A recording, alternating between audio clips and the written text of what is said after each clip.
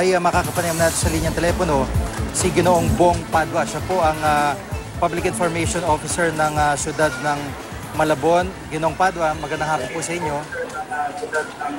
Magandang hapon sa iyo, Gigi, at magandang hapon sa mga nakikinig.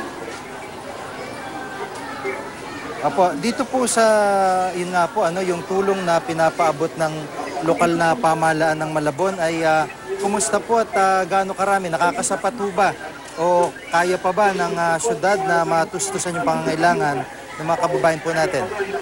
Opo, sa ngayon po gumagawa po ng paraan ng pamahalang lungsod. Sa ngayon po ay nagpatawag po si Mayor Lelen Oreta ng emergency session sa Sanggunian sa ngayon at ongoing po para po sa declaration ng state of calamity na may declare po para magkaroon po ng maayos na pagtulong po doon sa mga naging biktima ng sunog dyan po sa Barangay Katmon at Barangay Tunsuya.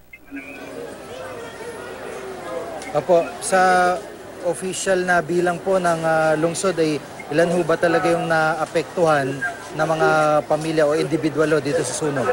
Sa latest report po kanina, dyan po sa Barangay Katmon, sinasabi na ni Kapitan Cruz, mahigit 2,000 family mahigit. At sa Tunsuya po, aabutin din po yata ng 2,000 families, kaya napakarami po.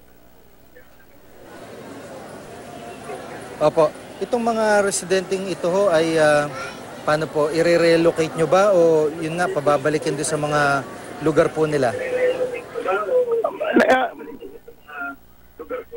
Ang balak po ng city government na tulungan po yung mga nabiktima ng sunog dyan sa pamamagitan po ng pagbibigay din po ng construction materials para po ma-rebuild po nila ang kanilang mga tahanan.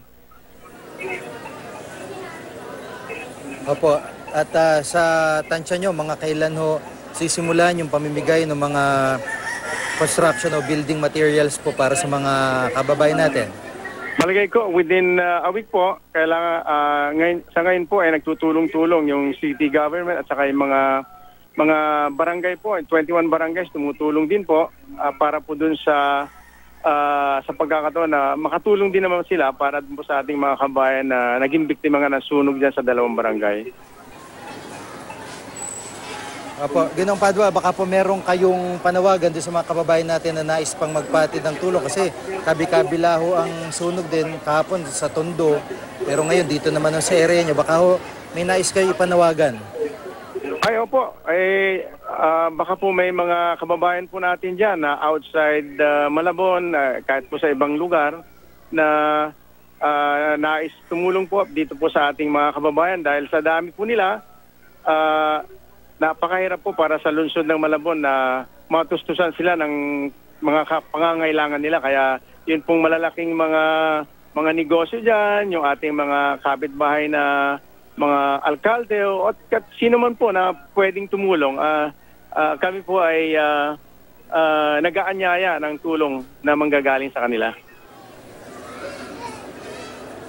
Opo, maraming salamat po sa pagkakataon. Si Ginoong Bong Padua, Public Information Office Chief ng Malabon. Maraming pong salamat.